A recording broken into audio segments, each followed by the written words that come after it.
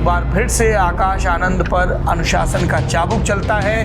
न सिर्फ जिम्मेदारियों से मुक्त किया जाता है बल्कि पार्टी से भी बाहर का रास्ता दिखा दिया जाता है। इल्जाम आकाश आनंद अपने ससुर अशोक सिद्धार्थ, जो कभी बसपा के विधायक और फिर राज्यसभा के सांसद रहे, मायावती के खास रहे, उनके प्रभाव में है, पार्टी में अपनी अलग कोठरी विकसित कर रहे हैं। तो जब उनको हटाया गया तो बहुत सोशल मीडिया पे चर्चा हुई और लोगों ने बहुत लिखा कि भाई गलत है, हटाना नहीं चाहिए था, वो एक नया होप है बीएसपी के लिए और चंद्रशेखर आजाद का काउंटर है, ये सब किया गया तो उसका एम्बिशन बहुत बढ़ गया और उसको लगा कि वही अब मायावती इज ऑन डीके और वो ही भविष्य है बीएसपी का। अच्छा, जैसे ही उस किसी को भविष्य लगने लगता है, दूसरों को भी उसका भविष्य लगने लगता है, तो वहां पे इन्वेस्टमेंट शुरू हो जाता है उस पर। और मायावती इस चीज को लेकर के बहुत सजग हैं कि कोई भी एक दूसरा पावर स्ट्रक्चर यहाँ नहीं खड़ा होना चाहिए। शायद सतीश मिश्रा का भी रोल था इस पे कि इसको हटाया जाए।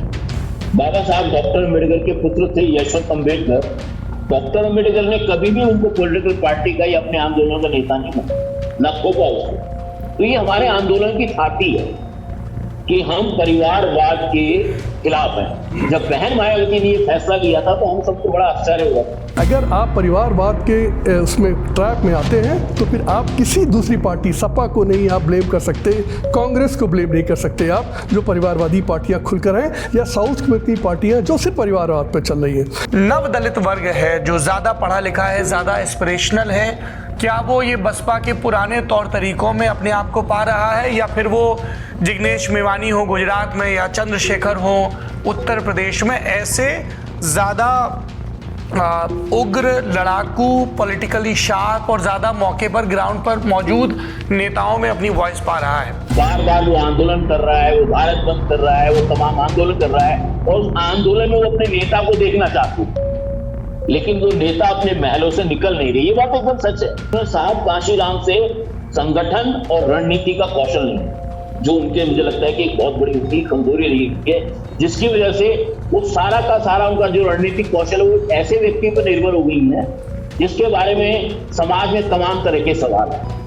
कुछ लोग उनको संघ का कहते हैं संघ से वो डेपुटेशन पर है, कुछ लोग उनको उनकी जाति की वजह से कहते हैं। अगर आप दलित बस्तियों में जाइए जो उनका आधार क्षेत्र है, वहां पर मायावती को लेके कॉन्सेंसस है कि बहन जी जो कर रही हैं, जरूर किसने कुछ गलती की होगी तभी बहन जी ने काम किया है। एक बार आरपीआई के साथ हुआ था, वो अब बहुजन समाज पार्टी के साथ हो रहा है, तो फिर एक नया विकल्प जरूर आएगा। एक तरफ लोग कह रहे हैं कि बसपा को राइट ऑफ कर दिया जाना चाहिए, अब उसकी कोई चुनावी ताकत नहीं बची है। दूसरी तरफ लोग कह रहे हैं कि अभी भी कुछ पॉकेट्स में और खास तौर पर जाटो वोट बैंक के बीच मायावती की पकड़ बरकरार है और उनकी राजनीतिक वापसी संभव है यदि वो अपनी चालें दुरुस्त ढंग से चलें। बहुजन समाज पार्टी फिर खबरों में है। एक ऐसी पार्टी जिसके लोकसभा में 0 सांसद हैं, विधानसभा में 1 विधायक है, वो भी उत्तर प्रदेश में। राजस्थान में विधायक जीतते हैं लेकिन 5 साल पूरा करने के पहले ही कांग्रेस या दूसरी पार्टियों का कोना पकड़ लेते हैं। तो फिर ऐसी पार्टी की चर्चा क्यों की जाए?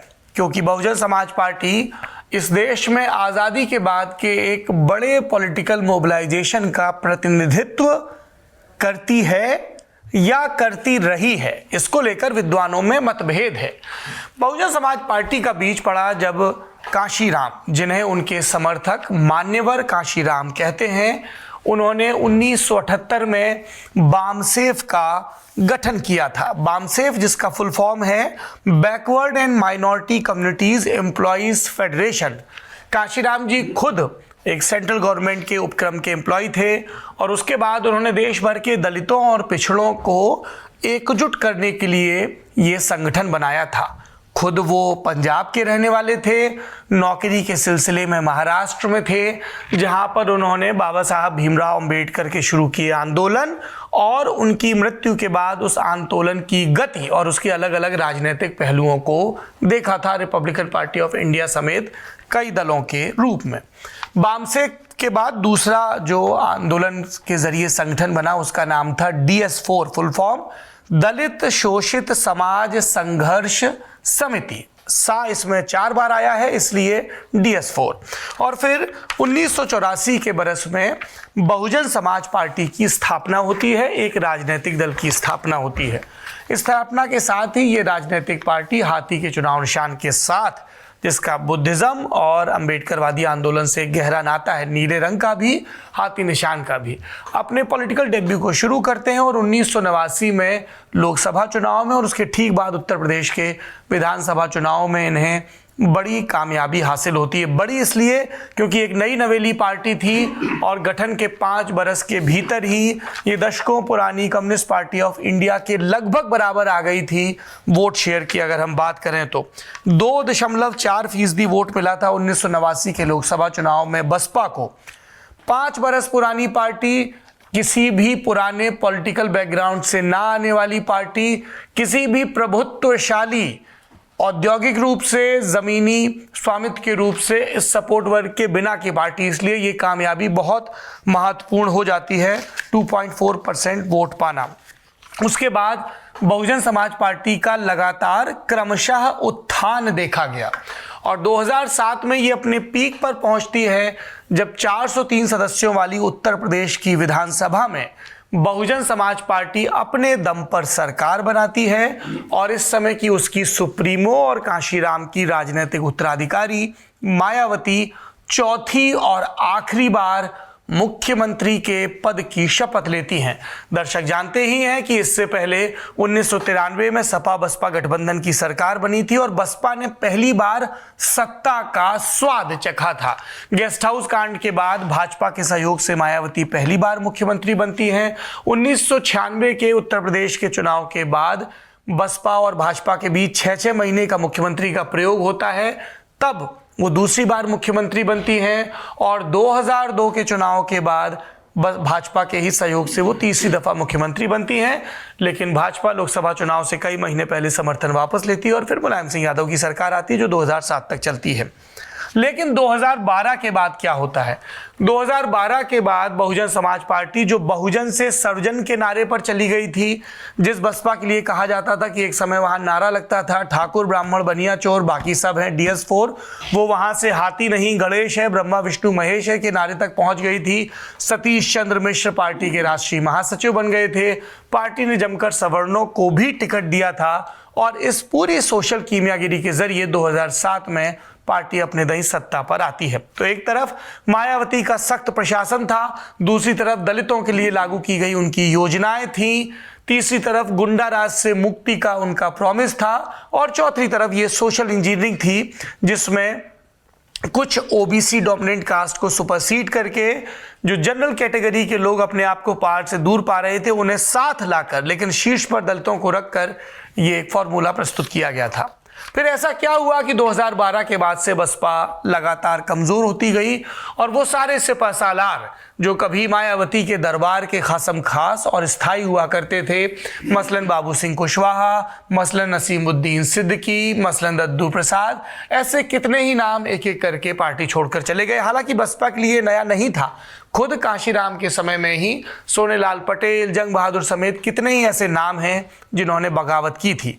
लेकिन 2012 के बाद इसमें तेजी आई क्योंकि सत्ता नाम की गोंद बरकरार नहीं रही। अब बसपा की स्थिति क्या है?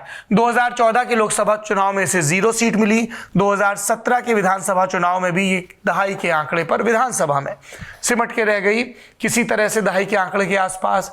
2019 के लोकसभा चुनाव में सपा के साथ गठजोड़ किया तो 10 सीटों पर पहुंची। 2024 में फिर से 0 और उसके बीच 2022 के विधानसभा चुनाव में सिर्फ बलिया की एक सीट जहां से उमाशंकर सिंह जीत कर आए। यह बसपा का गुणागणित है। इन सब के बीच 2023 में मायावती अपने एक तरह से राजनीतिक उत्तराधिकारी का ऐलान करती हैं जब अपने सबसे छोटे भाई आनंद कुमार के बेटे आकाश आनंद को प्रस्तुत करती हैं, बड़ी जिम्मेदारियां देती हैं। लोगों ने कहा मायावती ने राजनीतिक वारिस तय कर लिया, लेकिन लोकसभा चुनाव के दौरान अचानक आकाश आनंद को तमाम जिम्मेदारियों से मुक्त कर दिया जाता है।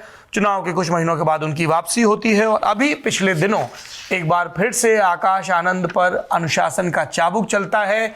न सिर्फ जिम्मेदारियों से मुक्त किया जाता है बल्कि पार्टी से भी बाहर का रास्ता दिखा दिया जाता है। इल्जाम आकाश आनंद अपने ससुर अशोक सिद्धार्थ, जो कभी बसपा के विधायक और फिर राज्यसभा के सांसद रहे, मायावती के खास रहे, उनके प्रभाव में है, पार्टी में अपनी अलग कोटरी विकसित कर रहे हैं। और इल्जाम ये भी लगा कि अशोक सिद्धार्थ और उनकी बेटी यानी आकाश आनंद की पत्नी प्रज्ञा सिद्धार्थ के कहे में चल रहे हैं।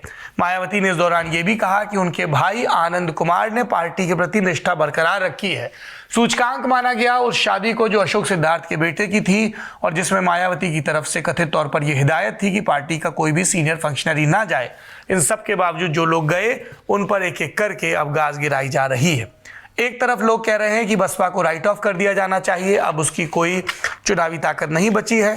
दूसरी तरफ लोग कह रहे हैं कि अभी भी कुछ पॉकेट्स में और खास तौर पर जाटो वोट बैंक के बीच मायावती की पकड़ बरकरार है और उनकी राजनीतिक वापसी संभव है यदि वो अपनी चालें दुरुस्त ढंग से चलें। हमें लगा कि आज विस्तार से बहुजन समाज पार्टी के फिनोमिना के बारे में, मायावती की राजनीतिक कार्यशैली के बारे में और मौजूदा वक्त में उनके सामने की चुनौतियों के बारे में बात करनी चाहिए। बातचीत के लिए हमारे साथ जुटे हैं 4 वरिष्ठ मेहमान।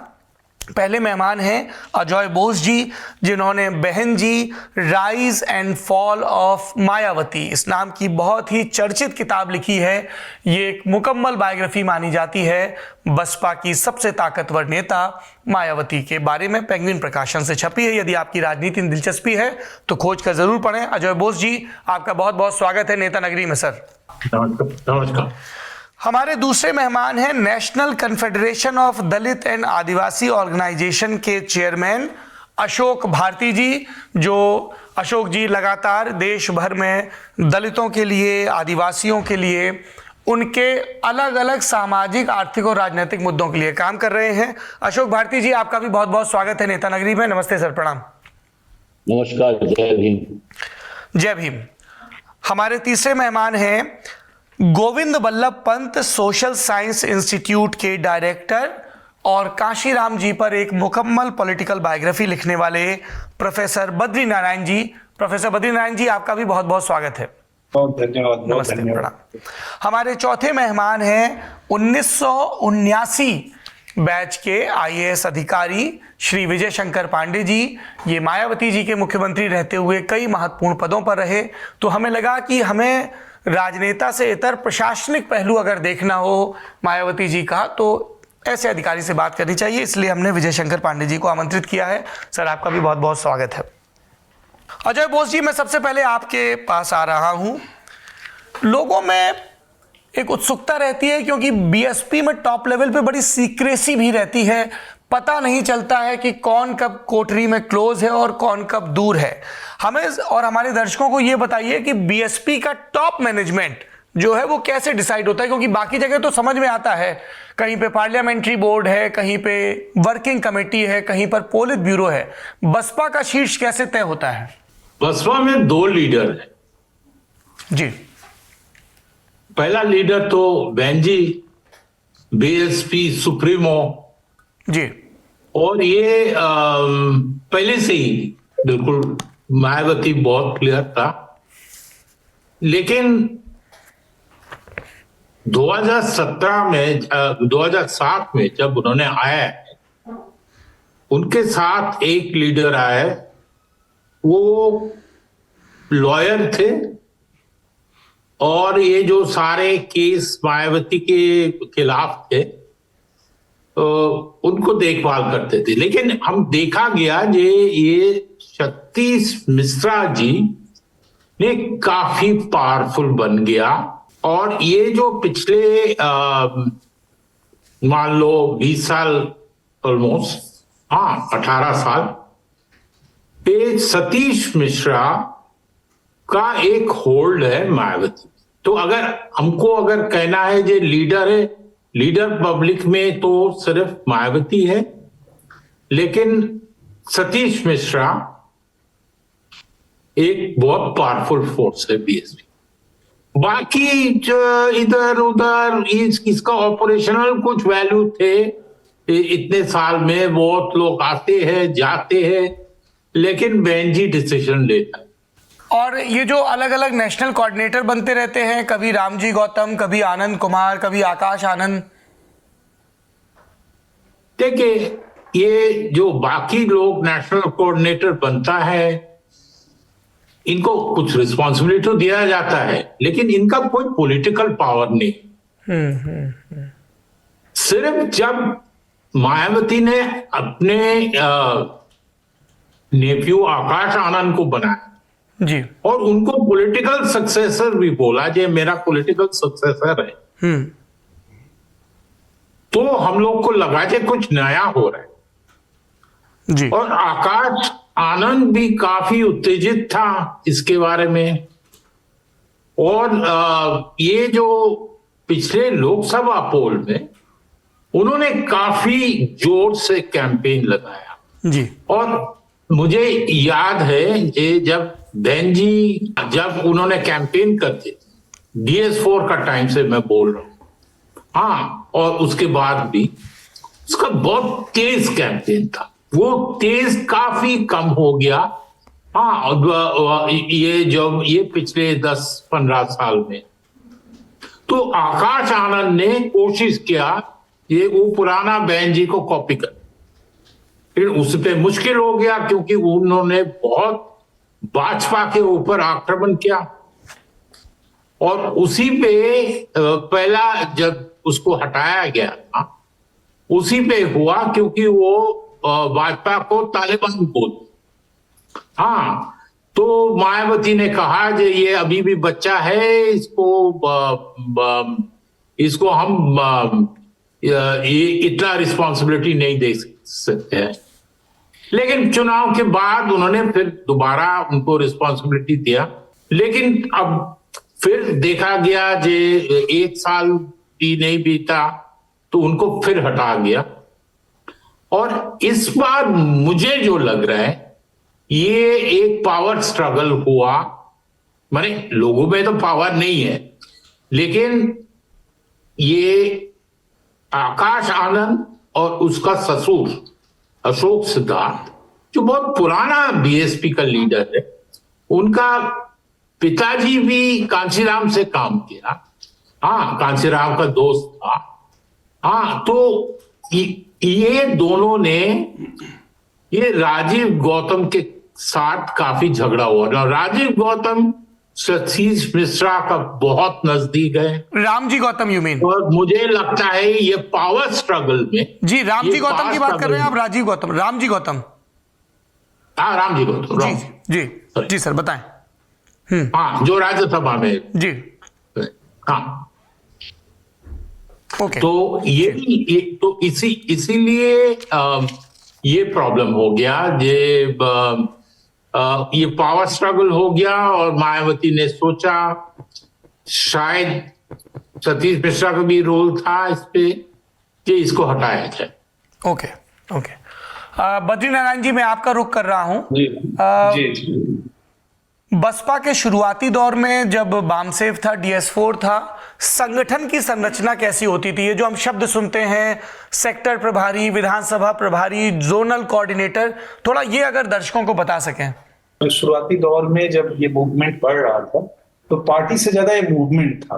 तो मूवमेंट में क्या होता था कि गांवों में ये लोग जाते थे, काशीराम जी खुद भी जाते थे, और वहां पे वो ठहरते थे किसी बाहर के खलिहान जिसको हम लोग कहते हैं, और हर घर से चावल, हर घर से दाल, किसी एक घर का नहीं खाते थे वो, हर घर से इकट्ठा होके उनके लिए इकट्ठा होता था और फिर तब उनका खाना बनता था और वो फिर खाते थे। तो एक इंक्लूसिव, सबको एक साथ जोड़ने का, और खास करके दलित पट्टियों में, दलित बस्तियों में वो ठहरते थे, दलित और ओबीसी बस्तियों में, और फिर उससे वो मैसेज देते थे सबको जोड़ने। और जो संगठन, उस बीच में कुछ लीडर्स इमर्ज करते थे, जो लीडर्स मतलब इनिशिएटिव लेते थे, उनको बाद में चल के किसी न किसी उस पे वो स्थापित करते थे, कोई पद लेते। लेकिन ये जो पूरी संरचना है, उसमें ये जो नेता, ये जोनल कोऑर्डिनेटर, मंडल कोऑर्डिनेटर, इनकी भूमिका सिर्फ सूचना देने की है। ये कोई बड़े निर्णय नहीं ले सकते। सूचना देने का मतलब मायावती जी तक कोई बात पहुंचाना, यानी उसके लिए पूरा सिस्टम बना हुआ है, एक चेन बना हुआ है, उस चेन में सूचनाएं पास करते हुए वहां तक पहुंच सकता है। लेकिन कोई डिसीजन ये कभी नहीं ले सकते हैं। डिसीजन जो होता है ऊपर से मायावती जी लेती हैं, और ग्रास रूट यानी पिरामिड है, पिरामिड के टॉप पर जो मायावती है और बेस पे वो जनता है जो उनकी फॉलोअर है, जिस पर सिंबॉलिक पावर मायावती का स्थापित। कांसीराम के पीरियड में वो एक कोहेसिव, कहते हैं ना, बहुत तरह के सीमेंट और उससे जुड़ा हुआ वो संगठन था। वो अब सिर्फ एक फ्रेजाइल फ्लेक्सिबल प्रभावों का संगठन है, यानी जहां तक मायावती को लोग मानते हैं, सम्मान करते हैं, वो उनके। तो ये जो जोनल कोऑर्डिनेटर्स वगैरह आते रहे जाते रहे, कोई फर्क नहीं पड़ता। वो जो जनता मायावती से प्रभावित है, एक छोटा सेक्शन हो या बड़ा सेक्शन हो, वो आज भी। अब सवाल है कि डिसीजंस मायावती कैसे लेती है, यानी डिसीजंस जो लेती है कई बार गलत कैसे हो जाते हैं या सही कैसे होते हैं। तो डिसीजन का जो उनका मैकेनिज्म है उसमें भी भले ही एक क्लोज संगठन ग्रुप होता है जो उनको एडवाइस करता है, लेकिन वो खुद निर्णय लेती, यानी अब उसमें एक आदमी जब निर्णय लेगा तो गलतियां होंगी, एक आदमी जब निर्णय लेगा तो उसे फैंसी उसके आएंगे, उसके अपने बहुत तरह के राग द्वेष वो सब आएंगे। पहले ये फर्स्ट सेकंड फेज तक मायावती का कैरेक्टर राजनीति करने का ये जो बाद का दौर है, जिसमें कि अभी जब डिके दिखाई पड़ रहा है, उसमें हो सकता है कि कोई एक सतीश मिश्रा, कोई एक रामजी गौतम, कोई एक राणा, कोई एक धमाका, वो उनके पूरे उसको प्रभावित कर सकता हो, यानी जिसके लिए मायावती को सोचना पड़े या चिंता करना पड़े कि भाई इसको हटाना है, इस आकाश आनंद को राइट ऑफ वो हमारे लिए समस्या खड़े कर रहा है, इसको। पहले मायावती निकालती भी थी तो वो बहुत छोटे, उनके लिए वो बहुत छोटा काम होता था। तुरंत बड़े बड़े लीडर्स को जैसे निकाला इन्होंने, और जो भी बीएसपी छोड़ के गया वो फिर कहीं जम नहीं पाया। इतने बड़े बड़े लीडर्स, यानी नसीरुद्दीन सिद्दीकी से लेकर से आर.के. चौधरी अभी एमपी का जीत गए हैं, नहीं तो वो भी काफी सालों तक वनवास में रहे। नसीरुद्दीन, जितने भी आप समझिए, काशीराम के समय में जो एक ग्रुप था इमर्ज किया था, वो भी उनको मायावती ने निकाला। वो बड़े लीडर्स थे, अपने अपने कम्युनिटी के लीडर्स बने थे, एक्चुअली वो थे नहीं। कहते बीएसपी को कहते हैं ना कि ये कहते हैं, वो खुद के काशीराम जी भी कहते थे या जनता भी कहती, कई बार हम लोग फील्ड वर्क पर जाते हैं तो कहते हैं कि बीएसपी नेता पैदा करने की मशीन है, किसी को भी कहीं से उठा के नेता बना दिया, संगठन में उसको टिकट दे दिया। काशीराम जी ने ये काम खूब किया था, उसी बीच में वो नेता बने। तो जब नेता बने तो संगठन की मूवमेंट की उपज थे, और जब उस मूवमेंट पर मायावती का अधिकार था तो उन्होंने जिसको जहां से चाहा हटाया, और उस पर कोई बहुत फर्क नहीं पड़ा। तो ये, और खासकर के युवा नेताओं की, यानी आप देखिए उस समय अगर आप एनालाइज करें तो बीएसपी के लीडर्स की एवरेज उम्र जो था वो 40 से नीचे की ही तमाम लीडर्स थे जो पैदा हुए थे और आगे बढ़े थे, बड़े बड़े लीडर्स। तो ये एक आंदोलन था, पार्टी थी नहीं। आज भी मायावती के ही प्रभाव से बना हुआ ये जो भी आप कहिए प्रभाव क्षेत्र है, इसको पार्टी का नाम दिया जाता है। ये ऑर्गेनाइज दिखती है, बहुत स्ट्रक्चर दिखती है, लेकिन स्ट्रक्चर है नहीं वो अपने भीतर से।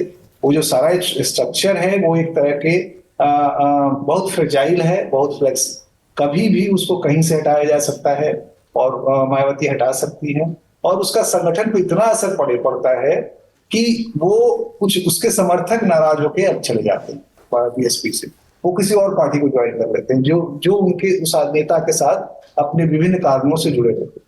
लेकिन अगर आप दलित बस्तियों में जाइए, जो उनका आधार क्षेत्र है, वहां पर मायावती को लेके कॉन्सेंसस है कि बहन जी जो कर रही हैं, जरूर किसने कुछ गलती की होगी तभी बहन जी ने ये काम किया है। मोस्टली जो गरीब गांवी जनता है, अपर जो हमारी जो बीएसपी की मूल आधार शक्ति है, उनका बहुत मायावती पर विश्वास है और आज भी है। लेकिन एक पढ़ा लिखा तबका विकसित हुआ है दलित समूह में, जो क्रिटिकल भी है मायावती के प्रति, और जिसमें एस्पिरेशंस बहुत जगह हैं, जिसको कि एस्पिरेशनल कम्युनिटी के रूप में जो इमर्ज किया है, और वो अपने रास्ते दूसरे जगह पर ढूंढता है, दूसरे दलों में जाता है, दूसरी पार्टियों में जाता है, और उनका मूवमेंट बीजेपी की तरफ, उनका मूवमेंट और पार्टियों की तरफ भी बढ़ा है। लेकिन जो पिरामिड का निचला स्तर है, अभी भी उसमें एक जाति ही कहें, जाटव ही कहें, और एक खास तरह के क्षेत्र में उन पर का अभी भी गहरा प्रभाव है। चंद्रशेखर आजाद इमर्ज किए, लेकिन अभी कोई बहुत आधार वो दिख नहीं रहा है। और दूसरा हम लोगों ने देखा है कि आप लाख कन्विंस कर रहे हैं, वो जो ग्रास रूट का दलित युवा है, हम लोग कई गाँवों में जो फील्ड वर्क करने जाते हैं, तो वो इतने क्रिएटिव ढंग से मायावती की राजनीति की व्याख्या करते हैं मायावती जो कर रही होती है उनके पक्ष में ऐसे ऐसे तर्क देते हैं कि आप हतप्रभ रह जाएंगे, और वो शायद तब सोच भी ना पाए कि हम, यानी हमारी जो जर्नलिस्टिक माइंड की एक सीमा है और इंटेलेक्चुअल माइंड की एक सीमा है, लेकिन वो जनता जो उन पर विश्वास करती है वो विश्वास से बड़े नए तरह के तर्क खड़े करती है। जैसे एक गांव में हम लोग गए थे तो हम बात कर रहे थे, तो एक दलित युवा ने बोला, हम लोग कहे कि अरे यहाँ तो बहुत फलानी का किसी लीडर का, समाजवादी पार्टी का, जो ये इनका जो हमारे रेवती रमन सिंह का क्षेत्र है, उज्ज्वल रमन सिंह वाला क्षेत्र जी, तो हमने कहा इनका तो यहाँ पर बड़ा प्रभाव है। तो उसने कहा कि ये सब मीडिया में दिखते हैं, जमीन पर एकदम नहीं। तो अब वो मीडिया का होना और जमीन पर नहीं होना, ये जो फर्क है ये शायद हम नहीं कर सकते। हमें जो मीडिया में दिखता है उसी को सच मान लेते हैं, लेकिन वो कहता है वो जमीन पर नहीं। और एक ने कहा कि वो ये जो चुनाव है फटे वोटों का चुनाव है, क्योंकि ये जो है वो उधर जाएंगे, ये जो है उधर जाएंगे, वो ये जातियों के आधार बता रहा था। और जो मुख्य हमारा आधार क्षेत्र है वो जो जाटो बस्ती थी, वो बहन जी के साथ हम लोग एक साथ थे। तो इसी तरह से वो क्रिएटिवली व्याख्या करते हैं। एक गहन विश्वास अभी भी बचा हुआ है उस समूह में, और उसका कोई अभी ऑल्टरनेटिव नहीं। जी शुक्रिया बद्रीनारायण जी। मैं रुक कर रहा हूँ अशोक भारती जी का। अशोक भारती जी, आप बसपा के उत्थान और अब क्रमशः पतन को किस तरह से देखते हैं कि वो एक पॉलिटिकल पावर के तौर पे नहीं रहा, जबकि 2009 एक ऐसा बरस था जब ये संभावना जताई जा रही थी, जब लेफ्ट पार्टियों ने भी मायावती के कैंडिडेचर को बैक किया था कि क्या देश को पहली दलित प्रधानमंत्री मिल सकती है, जो काम बाबू जगजीवन राम नहीं कर पाए क्या वो मायावती जी कर सकती हैं। तब वो उत्तर प्रदेश की मुख्यमंत्री थी जहां से 80 लोकसभा सांसद आते हैं, लेकिन उसके बाद उस लॉस्ट अपॉर्चुनिटी के बाद से बसपा का लगातार डाउनफॉल रहा। और जो बद्रीनारायण जी ने कहा कि ये जो नव दलित वर्ग है, जो ज्यादा पढ़ा लिखा है, ज्यादा एस्पिरेशनल है, क्या वो ये बसपा के पुराने तौर तरीकों में अपने आप को पा रहा है, या फिर वो जिग्नेश मेवानी हो गुजरात में या चंद्रशेखर हो उत्तर प्रदेश में, ऐसे ज्यादा उग्र, लड़ाकू, पॉलिटिकली शार्प और ज्यादा मौके पर ग्राउंड पर मौजूद नेताओं में अपनी वॉइस पा रहा है? भारती जी, आपका बहुत बहुत धन्यवाद सौरभ जी। मैं बात यहां से शुरू करना चाहता हूं कि जो आपने बात की कि जब लेफ्ट पार्टीज और दलित के बीच में एक राब्ता बना था, because I was part of that mechanism, और उस वक्त ये बात चल रही थी जब समाजवादी पार्टी ने न्यूक्लियर डील के ऊपर सपोर्ट विड्रॉ किया था यूपीए से। तो हम लोगों को लगता था कि ये एक अलायंस बनना चाहिए, लेकिन मैं समझता हूं कि जो बाबू जगजीवन राम वाले जो आपने जिक्र किया, उसकी असली जो स्थिति थी वो बहन मायावती के सामने 2024 में आई। और 2024 में अगर बहन मायावती सही तरह से निर्णय ले पाती तो आज देश की राजनीति को देश का पहला दलित प्रधानमंत्री मिल गया। मैं समझता हूं जो 1977 में नहीं हो पाया वो 2024 में संभावना थी जिसको मायावती जी ने खो दी। और ये कहता है कि बहन मायावती राजनीतिक विश्लेषक नहीं। और हमारा मानना है, हम चूंकि हम देखते हैं, समझते हैं, अगर हम पूरे बहुजन समाज पार्टी के आंदोलन को देखें, हमें ये बात जरूर समझनी पड़ेगी कि बहन मायावती साहब कांशीराम की फुट सोल्जर थी। वो रणनीतिकार नहीं थी, वो संगठनकर्ता नहीं थी, वो लड़ाकू कार्यकर्ता थी। उन्होंने उस रोल को बहुत बखूबी निभाया। उन्होंने महिलाओं में, लोगों में एक उम्मीद पैदा की, लेकिन वो उम्मीद के पीछे की जो रणनीति थी, जो रणकौशल था, उसके बाद का जो संगठन का निर्माण की प्रोसेस थी, वो साहब कांशीराम। एक बात तो मैं ये कहना चाहता हूं, हमें समझना है, क्योंकि बहुत सारे लोग इस फर्क को नहीं, मैं तमाम चैनलों पर जा रहा हूं, लेकिन इस फर्क को कोई देख नहीं रहा। और यही वजह है कि 2006 में जब कांशीराम साहब की परिनिर्वाण हुआ तो 2007 में बहन मायावती की सरकार तो बन गई, लेकिन उसका जो एक चरित्र चित्रण किया गया, वो चित्रण में सरकार बनाने की जिम्मेदारी दलित और बहुजन के हाथ की बजाय ब्राह्मणों के हाथ में दे दी। जिस मीडिया को साहेब कांशीराम ने हमेशा सवाल खड़े किए, उस मीडिया ने बताया कि ब्राह्मणों की वजह से 2007 में सरकार बनी और कांशीराम जी की तो मृत्यु हो चुकी थी, लेकिन बहन मायावती ने उस नैरेटिव को खरीद लिया। उसका नतीजा यह हुआ कि बहुजन समाज पार्टी, जो बहुजन की पार्टी थी, वो सर्वजन की पार्टी। ये फर्क हमको समझना है। और मुझे लगता है कि जो आज की राजनीति है, हमें यह भी समझना है कि बहन मायावती बहुजन आंदोलन की पैदावार, जबकि बाकी जो नए आजकल के जो नेता हैं जिनके नाम आपने लिए, उनके पीछे आंदोलन का कोई इतिहास नहीं, मिशन का, सिद्धांतों का कोई इतिहास नहीं। इंडिविजुअल है, इंडिविजुअल तौर पर लड़ेंगे, सस्टेन करेंगे, आगे भी बढ़ेंगे, हो सकता है शायद बड़ी तस्वीर भी बना लें, लेकिन समाज के तौर पर जब हम उनको समझने की कोशिश करते हैं तो हमें लगता है कि वो इंडिविजुअल टेंडेंसीज हैं, और ये टेंडेंसीज आंदोलन खड़ा नहीं कर सकती। तीसरी बात जो मैं कहना चाहता हूं, ये हमें यह समझना चाहिए कि एक कहावत भी है, बड़ी आम सी कहावत है, no political leader is dead till he is buried under the 2 feet और 3 feet under the earth. No leader is dead. मैं समझता हूं क्योंकि बहन मायावती के साथ इतना बड़ा समाज है, हालांकि ये बात ठीक है कि वो समाज आजकल असंतोष का शिकार है, उसमें अंदर अनरेस्ट है, वो रेस्टलेस है, बार बार वो आंदोलन कर रहा है, वो भारत बंद कर रहा है, वो तमाम आंदोलन कर रहा है, और उस आंदोलन में वो अपने नेता को देखना चाहते हैं, लेकिन वो नेता अपने महलों से निकल नहीं रही। ये बात एकदम सच है, और इसकी वजह से एक निराशा है, एक असंतोष है, उसका खामियाजा भी बहुजन समाज पार्टी को झेलना पड़ रहा है, क्योंकि दलितों में एक अनरेस्ट है, जो रेस्टलेस है, तो वो मायावती के रहते रहते वो विकल्प को तलाश कर लेना चाहते। तो आज जो दलित आंदोलन है, या दलित को बहन मायावती मिशन कहती हैं या बाकी भी लोग कहते हैं, वो विकल्पों की तलाश में है, और वो जो है सेल्फ एक्सक्लूजन की पॉलिटिक्स से हटकर दोबारा उस फेज में जा रहा है जिस फेज में वो मेन स्ट्रीम पॉलिटिकल पार्टी में अपने लिए जगह तलाश। और मुझे लगता है ये एक नया, ये पोस्ट बीएसपी फिनोमिना है। एक बार ये फिनोमिना पोस्ट आरपीआई आया था, अब ये फिनोमिना पोस्ट बीएसपी आ रहा है। कौन से ऐसे राजनीतिक नेता, विचार या संगठन है जिनमें आपको लगता है कि नए सिरे से दलितों और पिछड़ों को एकजुट करने की और एक राजनीतिक ताकत और आवाज में तब्दील करने की संभावना है?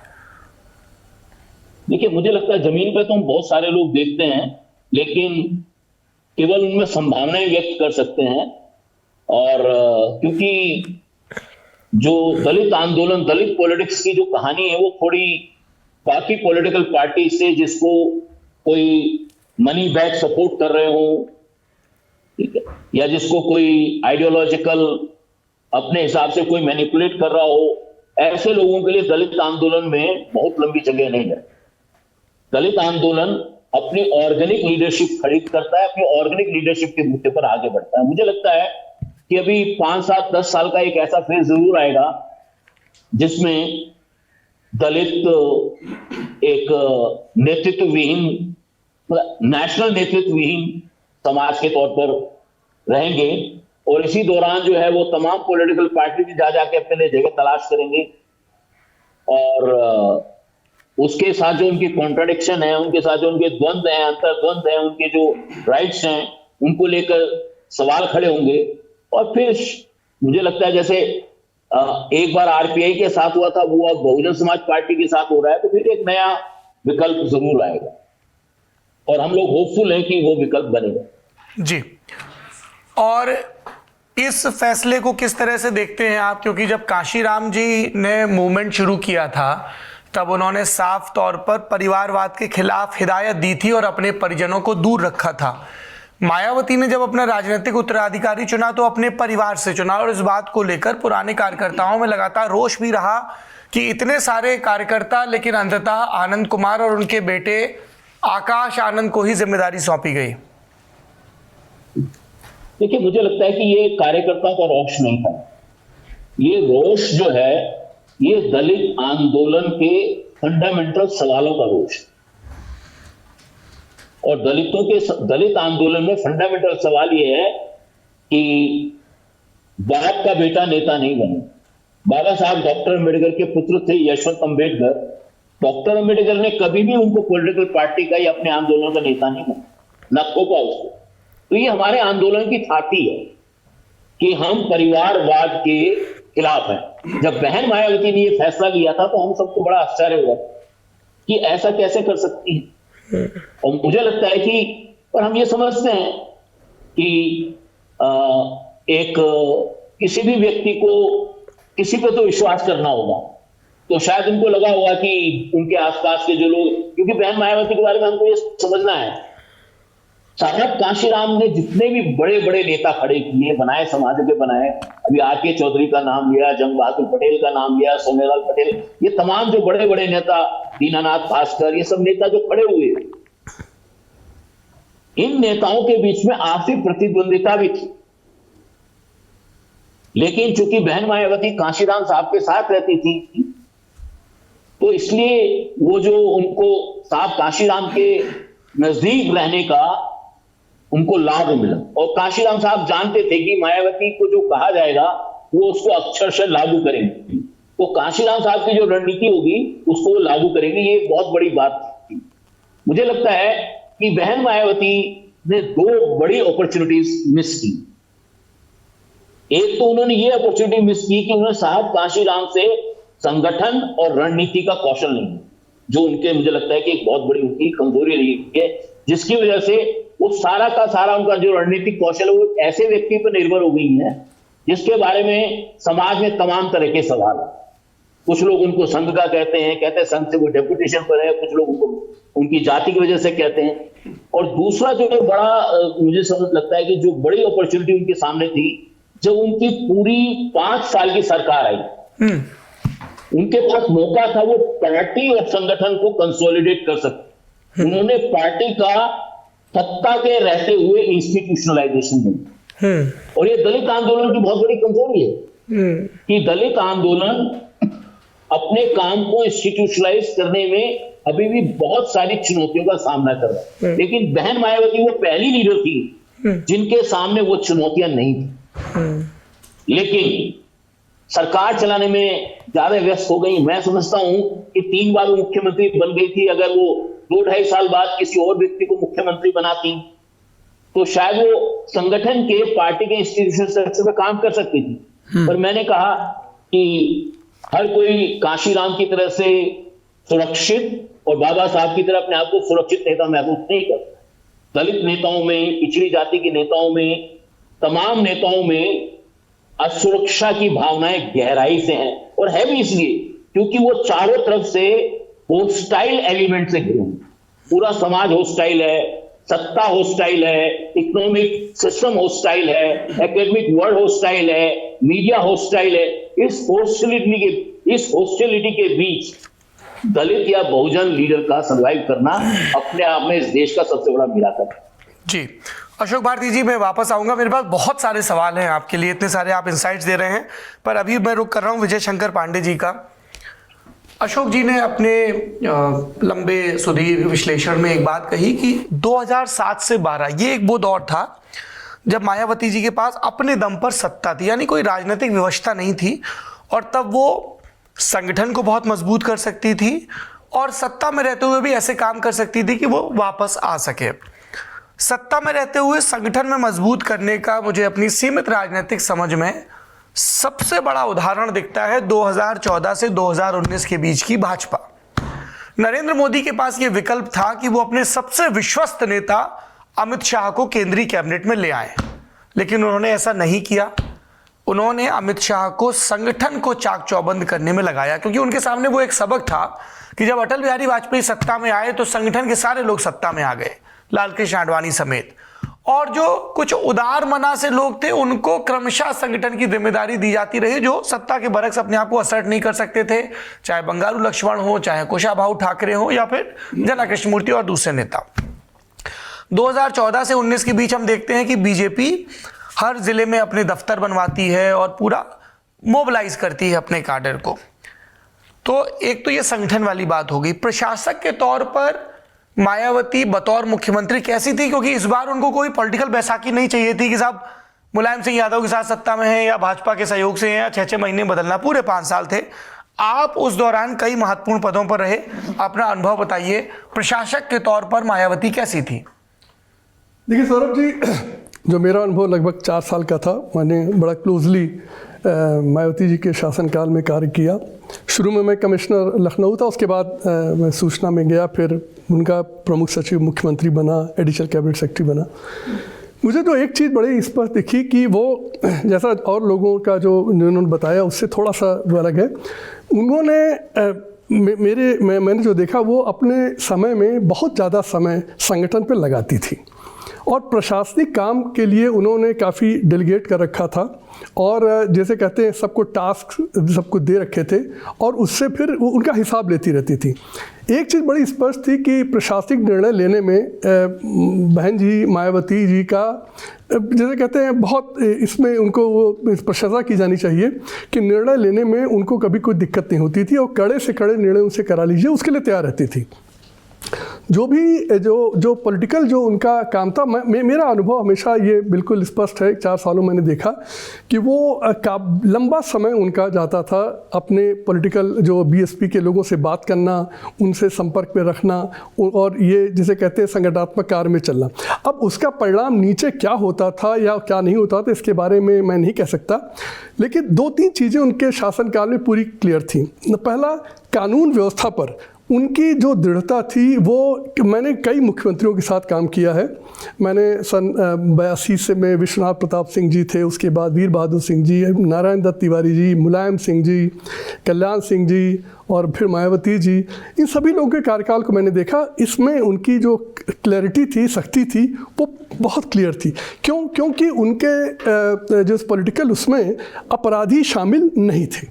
देखिए, मैंने अपने जीवन काल में ये देखा है कि कैसे अपराधियों ने राजनीति पे वर्चस्व हासिल किया। उदाहरण बता सकते हैं सर? कांग्रेस से शुरुआत हुई जी। देखिए, सबसे पहले वीर बहादुर सिंह के ज़माने से या वीपी सिंह के ज़माने से? देखिए, हुआ क्या कि पहले जो अपराधी थे उनका वोट के लिए कांग्रेस खुल के प्रयोग करती थी, लेकिन वो बैकग्राउंड में हमेशा रहते थे। धीरे धीरे अपराधियों ने सोचा कि ये मेरे बूते पर या मेरा इतना उपयोग करके जब ये वोट लाते हैं तो हम भी क्यों ना इसमें भागीदारी शुरू करें जी। और भागीदारी की शुरुआत जो है गोरखपुर में एक तिवारी जी हुआ करते थे, हरिशंकर तिवारी जी, वो पहली बार टिकट लेकर वो इलेक्ट होकर आए। उसके बाद से अपराधियों की लाइन लग गई। उसके बाद वीरेन शाही, आप नाम गिनिए, डीपी यादव, ये वो जितने भी हैं, सब ने राजनीति में पैर रख दिया। और उसकी जो पराकाष्ठा हुई वो 1997 में जब मायावती जी ने समर्थन वापस लिया इनसे कल्याण सिंह सरकार से, 100 कैबिनेट में मंत्री रखे गए और राजा भैया, मतलब जितने दुर्दांत अपराधी, प्रताप सिंह, हरिशंकर तिवारी, सब आप नाम गिनिए, और वो सारे अपराधी उत्तर प्रदेश की कैबिनेट में। मैं उस समय वरिष्ठ स्तर पे काम कर रहा था। मुझे इतना दुख हुआ कि इस प्रदेश का कोई भविष्य नहीं है, क्योंकि इन सारे नेताओं का अपने हक में ये कहना है कि साहब हम पे आरोप लगाए गए, कोई आरोप साबित थोड़ी हुआ। रघुराज प्रताप सिंह अभी भी राजनीति कर रहे हैं, अपनी पार्टी चला रहे हैं। सौरभ जी, हरिशंकर तिवारी का निधन हो गया है। सौरभ जी, इस देश की जनता को इस बात को समझ लेना चाहिए कि हमारे देश में जो पूरा प्रशासनिक तंत्र है वो इनका गुलाम हो चुका है। देखिए, इस यथार्थ तो कोई बोलेगा नहीं। मैं उस व्यवस्था में मैंने 37.5 साल काम किया है। वो इनकी गुलाम है। राजा भैया अगर कन्विक्ट नहीं हुए तो इसलिए नहीं कि अपराधी नहीं थे, इसलिए क्योंकि सारे प्रशासन तंत्र को दबा के रखा गया है और सिर्फ वोट के लिए। जब आप देखिए समय समय पर जितनी सरकारें आई उनको इनकी ज़रूरत पड़ती रही या इनके वोट की ज़रूरत पड़ती, कभी ठाकुर के नाम पे, कभी ब्राह्मण के नाम पर, कभी किसी के नाम पे, कभी किसी के नाम पर। तिवारी जी को ब्राह्मण के नाम पर, शिवराज इनको फलां को जो है ठाकुर के नाम पे, उनको इनके नाम पर, कभी किसी को मुस्लिम के नाम पे।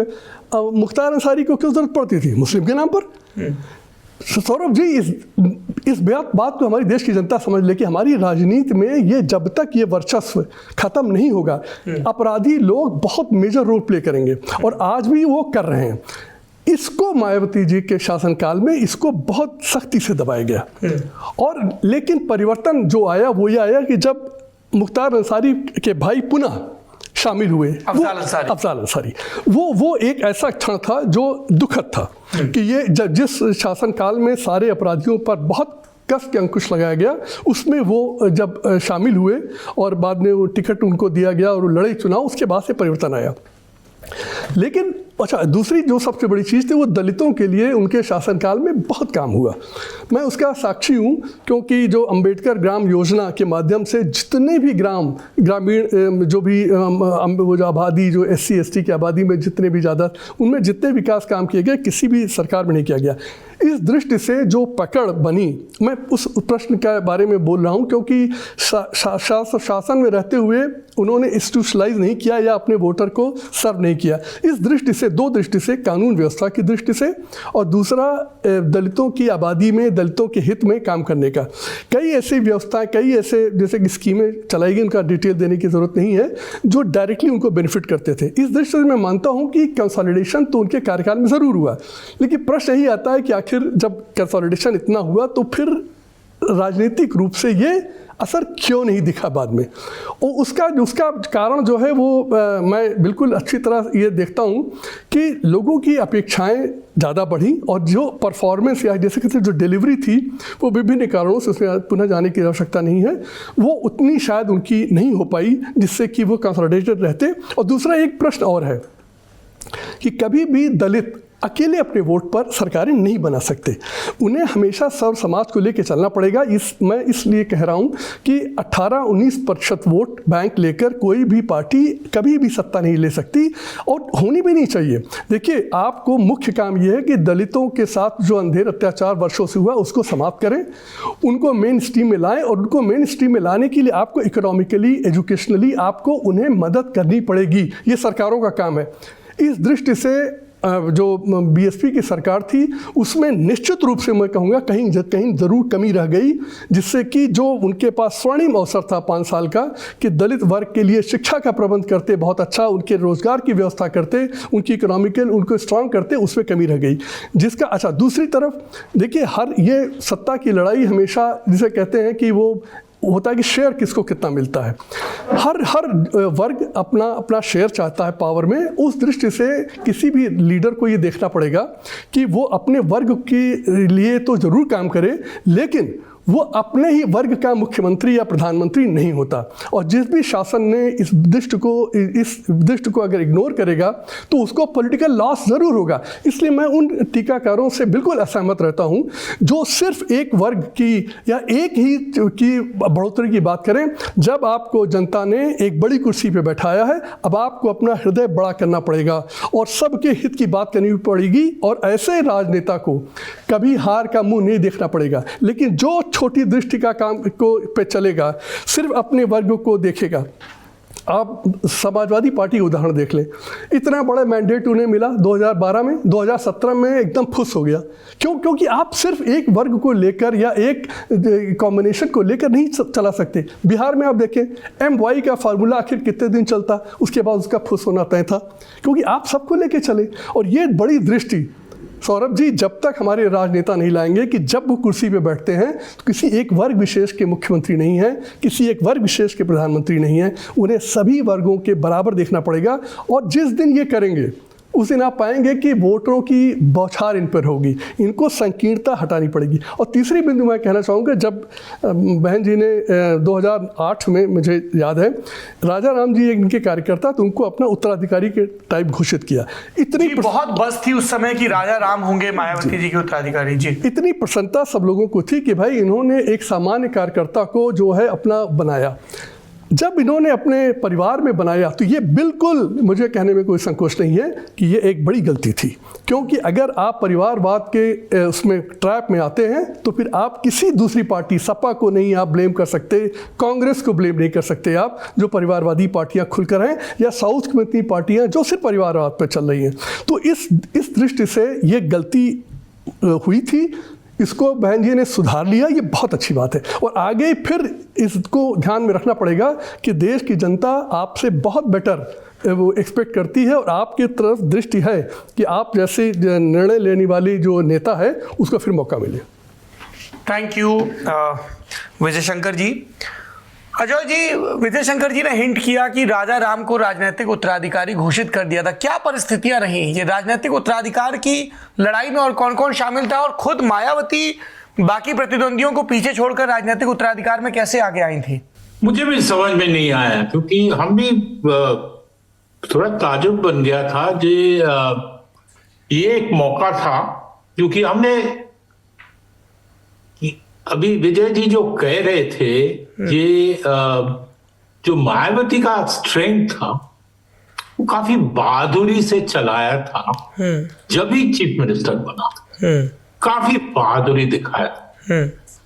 इसीलिए हमने जब पहला एडिशन मेरा किताब का था जी, तो उनपे हमने काफी चर्चा किया और काफी लोग से बात किया, और सब लोग कहा कि ऐसे मुख्यमंत्री उत्तर प्रदेश में कभी नहीं मिला। लेकिन बाद में ये जो 2012 के हार हुआ, और उसका पहले भी 2009 का जो उनका सेटबैक मिला पार्लियामेंट में, जब लग रहे थे जे मायावती लेड कोalition आ सकते हैं नेशनल लेवल में, तो मायावती थोड़ा मेरे ख्याल पे पिछड़ गया, और उसमें यूपी में भी उनका मेरे ख्याल पे असर पड़ा। और इसीलिए 2012 में जब हार गया उससे, और ये नरेंद्र मोदी और अमित शाह जब एक नया टाइप की राजनीति लाए, तो राजनीतिक माहौल भी काफी बदल गया। तो मुझे तो लगता है ये सिर्फ मायावती जी को हम दोष नहीं दे सकते, ये माहौल भी बदल गया। जो जब मायावती जी चढ़ रहे थे, जब भाजपा का बिल्कुल मोमेंट ऑफ ग्लोरी था, उस माहौल अभी नहीं है, चेंज हो गया अब। और ये दलित पॉलिटिक्स हम कहते हैं, लेकिन एक चीज हमको याद रखना चाहिए, जो दलित के बीच में भी काफी अलग अलग सबकास्ट है। ये सिर्फ जाटव पॉलिटिक्स नहीं, पासी भी है, वाल्मीकि भी है यूपी में। तो ये लोग आहिस्ता आहिस्ता बिछड़ गया। मुसलमान वोट भी आ रहे थे और अति पिछड़ा वोट भी आ रहे थे बसपा में, वो भी बिछड़ गया। और जब जाटव ने देखा कि मायावती हार रहे, बुरी तरह से पिट रहे, और ये जो 18% वोट, 19% वोट मिल रहे लेकिन उससे नहीं बन रहे, तो फिर जाटव में हटने लगा। और आप देखिए उनका वोट 10% से भी कम हो गया यूपी में। जब 10% से कम हो जाता है, इसके माने जाटव से भी काफी लोग चला गया। और मैं अभी भी बात करता हूं जो दलित एक्टिविस्ट है वहां, और वो कहते हैं जो युवा वर्ग है, जो देखिए एक जनरेशन, जो पुराना जनरेशन जाटर है, वो एक बार सपना देखा था, कांशीराम और मायावती दिखाया था वो सपना, वो अभी भी बिल्कुल अंधभक्त है। लेकिन यंगर जनरेशन जो है, अब काफी लोग बिछड़, कुछ चंद्रशेखर आजाद के पास जा रहे हैं, कुछ अखिलेश के पास जा रहे हैं, कुछ भाजपा में जा रहे हैं, कुछ कांग्रेस में जा रहे हैं। तो इसी स्थिति में मायावती का जितनी पास्ट हिस्ट्री हम उसके बारे में बहस कर सकते हैं, लेकिन अब जो करंट सिचुएशन है, और अशोक भारती जी बिल्कुल सही कहा, अब लग रहा है दलित पॉलिटिक्स, इसमें मुझे तो बहुत आशा था, ये एक बिल्कुल इंडियन पॉलिटिक्स को चेंज कर देगा। वो दलित पॉलिटिक्स अब मुझे लग रहा है मुश्किल है अपने पैर पे खड़ा होने, और नेशनल लेवल पे तो है ही नहीं, और यूपी में भी नहीं। तो अब हमको देखना पड़ेगा कि क्या आगे बढ़ता है, क्योंकि कितना कुछ चेंज हो रहा है, दुनिया में भी इतना उलट पलट हो रहा है कि हम कुछ बोल नहीं सकते। हम लोग जर्नलिस्ट है, हम राजनीतिक विश्लेषक है, लेकिन अब लग रहा है कि कुछ पता नहीं चलता कि क्या होने वाला है, तो देखना पड़ेगा। बद्रीनारायण जी, अब तेरा मौजूदा प्रसंग पर आते हैं। क्या हुआ शीर्ष पर? अशोक सिद्धार्थ ने ऐसा क्या कर दिया, आकाश आनंद ने ऐसा क्या कर दिया जो बसपा सुप्रीमो इतनी खफा हो गई? पार्टी सर्कल में क्या खबर चल रही है? पार्टी में एक ही पावर होगा ना, पावर, और वो पावर मायावती है। अगर वो पावर कई जगह बंटना शुरू होता है तो फिर वहां पे टकराहटें शुरू होती है, और ये पार्टी सर्कल में है कि एक कोठरी विकसित हो रही थी, और जो आकाश आनंद के एम्बिशंस जो है लगातार बढ़ते जा रहे थे, जो उन पर ये जो सोशल मीडिया है ना, वो एक खास तरह से पॉलिटिक्स को मैन्युफैक्चर करती है। तो जब उनको हटाया गया तो बहुत सोशल मीडिया पे चर्चा हुई, और लोगों ने बहुत लिखा कि भाई गलत है, हटाना नहीं चाहिए था, वो एक नया होप है बीएसपी के लिए, और चंद्रशेखर आजाद का काउंटर है, ये सब किया गया। तो उसका एम्बिशन बहुत बढ़ गया, और उसको लगा कि वही मायावती इज ऑन डीके, और वो ही भविष्य है बीएसपी का। अच्छा, जैसे ही किसी को भविष्य लगने लगता है, दूसरों को भी उसका भविष्य लगने लगता है, तो वहां पे इन्वेस्टमेंट शुरू हो जाता है उस पर। तो इन्वेस्टमेंट शुरू हो गया, उसके ऊपर दाव लगाने लगे लोग, दाव ससुर भी लगाए, दाव परिवार के लोग भी लगाए, दाव रिलेटिव्स भी लगाए, दाव उनसे जुड़ा हुआ एक पूरा वर्ग भी लगाना शुरू कर दिया, दाव किस हर सेंस में। अब उसके कारण क्या हुआ कि एक mega structure within the BSP around Akash Anand विकसित होने लगा, और मायावती इस चीज को लेकर के बहुत सजग हैं कि कोई भी एक दूसरा पावर स्ट्रक्चर यहाँ नहीं खड़ा होना चाहिए, और जिसको वो पावर एलिगेट करे वो डेडिकेटेड होकर के उनके लिए डेडिकेटेड रहे, जिसको मिशन का काम कहती हैं, वो उसमें उनका व्यक्ति भी शामिल है मिशन के काम में। और एकदम ठीक कहा अशोक जी ने कि वो ये सारे जो लोग हैं ये इंडिविजुअल एम्बिशन के पैदाइश है।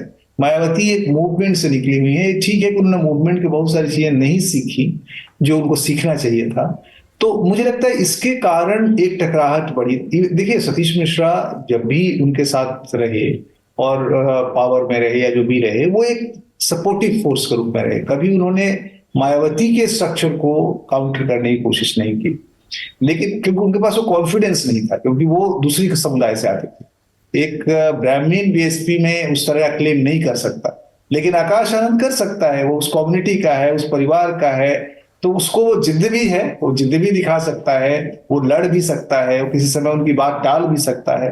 तो वो सारा उसको प्रिविलेज थी, और यही प्रिविलेज मायावती को लगातार इनसिक्योर बनाता जा रहा था। इनसिक्योर गलत शब्द है, हालांकि पॉलिटिशियन, हर पॉलिटिशियन इनसिक्योर होता है, पॉलिटिक्स इनसिक्योरिटी पे ही पड़ी होती है, वो सिर्फ दलित पॉलिटिशियन ही नहीं, हर पॉलिटिशियन इनसिक्योर होता है। तो वो सारा इनसिक्योरिटी इकट्ठी होकर के, और उन्होंने 2 बार आपने देखा डिलेमा, कितना डिलेमा था, पिछले बार निकाला फिर वापस लिया, इस बार फिर निकाला। मैं कह रहा हूँ हो सकता है फिर वापस ले ले, कह नहीं सकते कि आप ये अंतिम वो है। हालांकि ये एक बड़ा झटका है, मुझे लगता है इसके बाद वो नहीं इस दिशा पे सोचेंगी। लेकिन परिवार है ना, परिवार में नाराजगियां होती हैं, वो होता है। हो सकता है कल वो प्रकाश आनंद फिर वापस आ जाए। हालांकि अब रास्ते अलग हो सकते हैं। और मायावती को जरूरत है अपने लोगों की। अब अपने लोग मूवमेंट से नहीं उनको मिल रहे हैं। अब जो लोग मिलेंगे वो अपने इस तरह के संबंधों से, विश्वास से शायद उसी तरह से मिलेंगे, क्योंकि बीएसपी अब मूवमेंट नहीं रह गई है। पार्टी ऐसी नहीं रह गई है जो अपने को रिजुविनेट करे, रिजुविनेशन। क्योंकि मेरा मानना है सौरभ जी कि ये जो दौर है ये इंडिपेंडेंट दलित पॉलिटिक्स का दौर अब नहीं रह गया है। क्योंकि दलितों के भीतर बहुत तरह के एम्बिशंस, एस्पिरेशंस जैसे कि सबों के भीतर होता है, वो चूंकि पढ़ाई लिखाई भी होने लगी है, शिक्षा भी बढ़ने लगा है, एस्पिरेशनल कम्युनिटी भी है, तो बहुत अलग अलग पार्टियों में, और हर पार्टी उनके लिए अपने दरवाजे भले ही एक खास सीमा तक खोलती है, जगह देती है। और जिस तरह से जो बेनिफिशियरी पॉलिटिक्स आया है पूरे देश में, और बीजेपी ने जिस तरह से उस बेनिफिशियरी पॉलिटिक्स को डेमोक्रेटिक पॉलिटिक्स के साथ जोड़ा है फॉर मार्जिनल एम्पावरमेंट, तो अब मुझे नहीं लगता कि कोई इंडिपेंडेंट दलित पॉलिटिक्स का अगले कुछ सालों तक, जो 10 साल कह रहे थे, मैं तो मान रहा हूं कि 15-20 सालों तक, एक कम से कम 2 दशक तक कोई भविष्य है। उसके बाद भी रहेगा कि नहीं, आएगा कि नेता होंगे, नेता पैदा होंगे, हर दल में उसके लोग रहेंगे, जीतेंगे, संगठन के लिए, अपने समुदाय के लिए करेंगे भी। लेकिन जिस तरह की पार्टी काशीराम जी ने बनाई थी, जिस तरह से एक इंडिपेंडेंट का जो पॉलिटिक्स का पूरा कॉन्सेप्ट था, जिसको उन्होंने चमचाजी युग में लिखा था, वो मुझे लगता है फिर से इतिहास अपने को दोहराएगा नहीं। दोहराएगा तो पहली बार जैसे ट्रेजेडी हुआ था, दूसरी बार फार्श होगा। पहली बार ट्रेजेडी होता है, दूसरी बार फार्श होता है, तो वो फार्श होगा। मुझे नहीं लगता कि अब इस तरह से यानी जैसे वो कहा था ना गांधी ने एक समय के बाद, कांग्रेस को डिसमेंटल कर देना चाहिए। हो सकता है बीएसपी इस प्रोसेस में एक डिसमेंटलिंग की तरफ खुद ही बढ़े, और उसमें बहुत सारे छोटे छोटे टापू पैदा हो जाए, और वो टापू अपनी अपनी पॉलिटिक्स खड़ा करें। लेकिन फिर भी मायावती का एक सिंबॉलिक पावर भारतीय राजनीति में अभी भी है और रहेगा। और वो जब भी चाहेंगे, देखिए मैं बार बार कहता हूँ, मायावती असीम संभावनाओं की नेता है। जिस दिन वो सड़क पर आ जाएंगी, उनके पास बहुत स्ट्रॉन्ग मोबिलाइजेशनल पावर है, जो उनको आंदोलन ने दिया है, वो लेगेसी है, उसका वो इस्तेमाल कर सकते हैं। लेकिन मुझे नहीं लग रहा है, स्वास्थ्य, उम्र, बहुत तरह की सीमाओं के कारण अब वो फिर दिन लौटेगा। थैंक यू बद्रीनारायण जी। अशोक भारती जी, ये बात बार बार कही जाती है कि क्या होता अगर बहन जी संसद और सड़क दोनों की राजनीति करती। जैसे मान्यवर काशीराम गांव गांव घूमे, हमें पता है कि महिला होने के नाते जिस समाज में हम जी रहे हैं, एक अपनी संभावनाएं हैं और सीमाएं भी हैं। हमें यह भी पता है कि गेस्ट हाउस कांड के बाद से कई लोगों ने कहा कि असुरक्षा बोध भी था, पर कई लोगों ने कहा कि अगर बहन जी ये जिसको एक मिलिटेंट पॉलिटिक्स कहते हैं कि साहब सड़क पे उतरना है, कहीं पर किसी दलित के साथ, पिछड़े के साथ अत्याचार हुआ तो वहां खड़े रहना है, वो करती तो बसपा की कुछ अलग धज होती। इस पे आपकी राय चाहता हूं। और दूसरा जो आपने कहा, वो व्याख्या कई लोगों ने कही कि एक नैरेटिव हाईजैक कर लिया गया कि साहब जैसे ब्राह्मणों ने सरकार बना दी। लोगों ने कहा कि बसपा को बसपा बनाया, दलित वोट ने, पिछले वोट ने, ये एडिशन की तरह, चेरी ऑन द टॉप की तरह आए।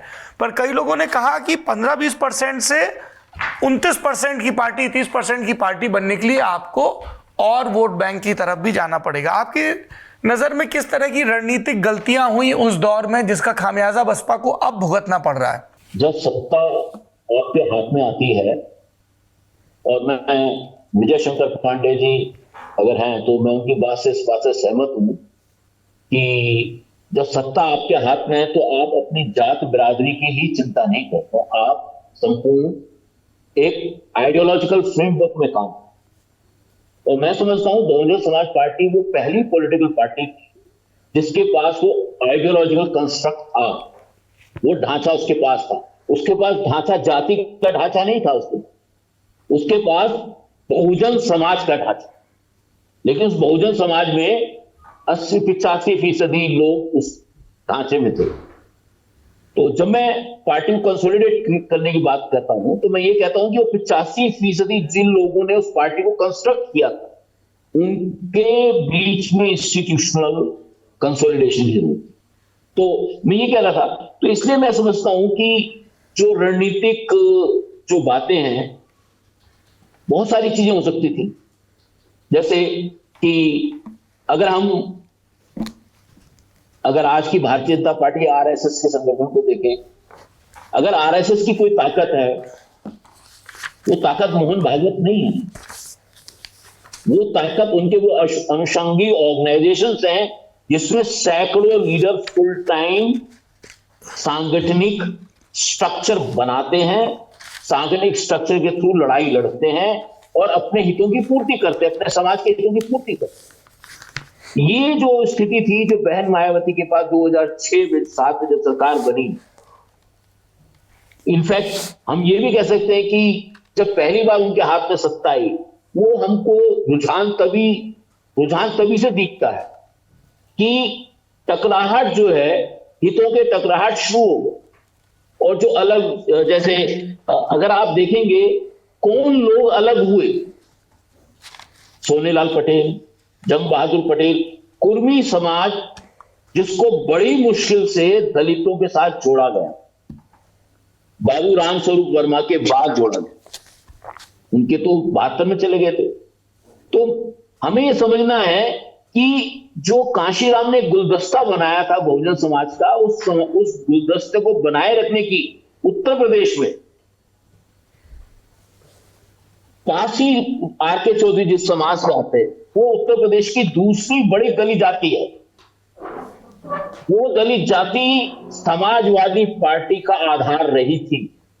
साहब कांशीराम ने उस आधार को छीना और बहुजन समाज पार्टी के साथ खड़ा ले लेकर उन्होंने मुलायम सिंह यादव और समाजवादी पार्टी की पॉलिटिक्स को केवल यादवों तक सीमित कर दिया और गैर यादव ओबीसी को लेकर आए। तो बहन मायावती उसको इंटैक्ट नहीं रख पाई, उसमें अपना समय नहीं दे पाई। तो मैं समझना है कि इसलिए मैं कहता हूं कि रणनीतिक तौर पर चीजें बहुत होती हैं और कैसे उसको कंसोलिडेट किया जाएगा। और मुझे लगता है कि तो सरकार और पार्टी संगठन, मैं विजय पांडे जी की बात से सहमत हूं कि वो बहुत समय देती थी। मीटिंग करना एक बात है और इंस्टीट्यूशनल स्ट्रक्चर बनाना एक अलग बात। इंस्टीट्यूशनल स्ट्रक्चर केवल मीटिंग इंस्टीट्यूशनल स्ट्रक्चर नहीं होता है।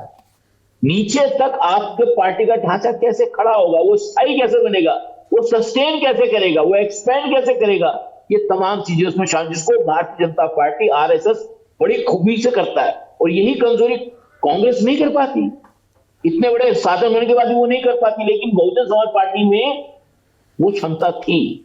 तो एक बात तो मैं कहना चाहता, तो मैं समझता हूं कि दूसरा बात आपने कहा था, सॉरी जी, तो दूसरा मैं सर ये जानना चाह रहा था कि ये क्या प्रसंग है अशोक सिद्धार्थ से, आकाश आनंद से, बहन जी की किस बात की नाराजगी है? पार्टी काडर में या विचारकों में क्या चर्चा चल रही है, क्या वजह रही? नहीं, मुझे लगता है कि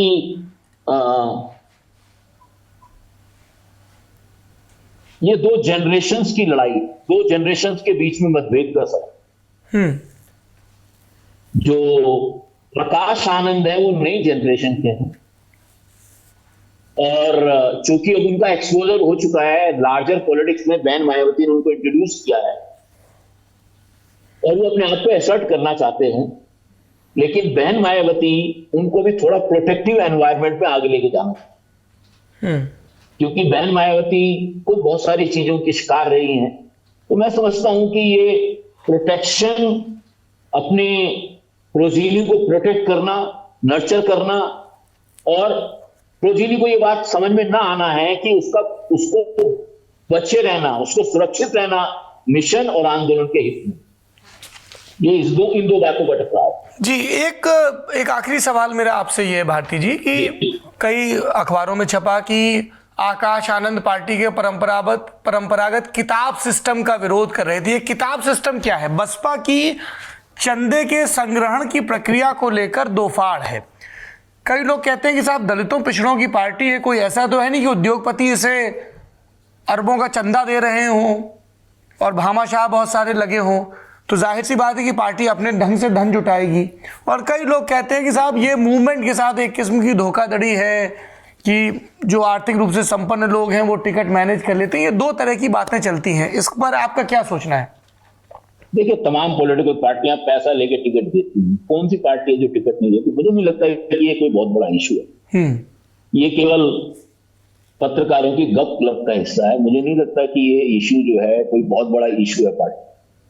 नहीं, आप पत्रकारों की गप कह रहे हैं, पर जो लोग बसपा छोड़ के गए उन नसीमुद्दीन सिद्दीकी समेत उन सबने विस्तार से इस पे बात कुछ ना की कुछ तो चाहिए, कुछ ना किसी को वो तो ठीकरा, किसी ना किसी बात पे तो ठीकरा फोड़ेंगे ना। अब कहाँ है नसीमुद्दीन सिद्दीकी, कहाँ है ब्रजलाल खाबरी, कहाँ है?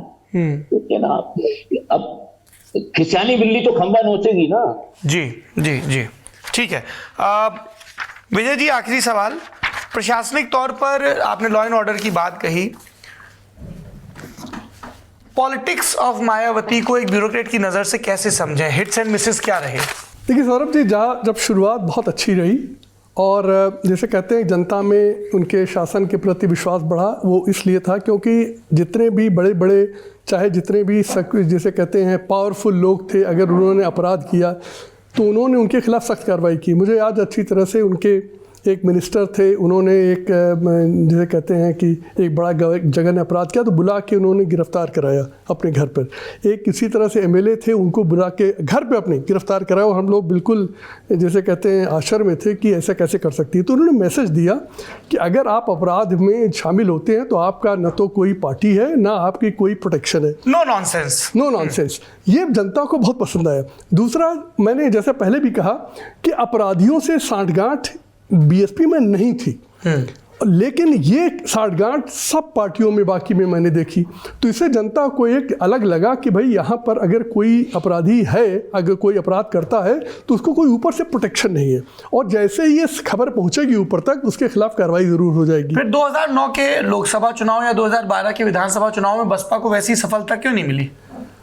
देखिए, इसमें मुझे जो यही लगता है कि जो 2 साल में लोगों की अपेक्षाएं ये बसपा सरकार से बहुत ज़्यादा थी, और जो दलित समाज था और बाकी अन्य समाज, जैसे मैंने पहले भी कहा कि बाकी सभी लोग चाहते हैं कि आप मुख्यमंत्री सिर्फ एक वर्ग की नहीं है, सिर्फ दलितों की नहीं है, ब्राह्मणों की नहीं है, जिनके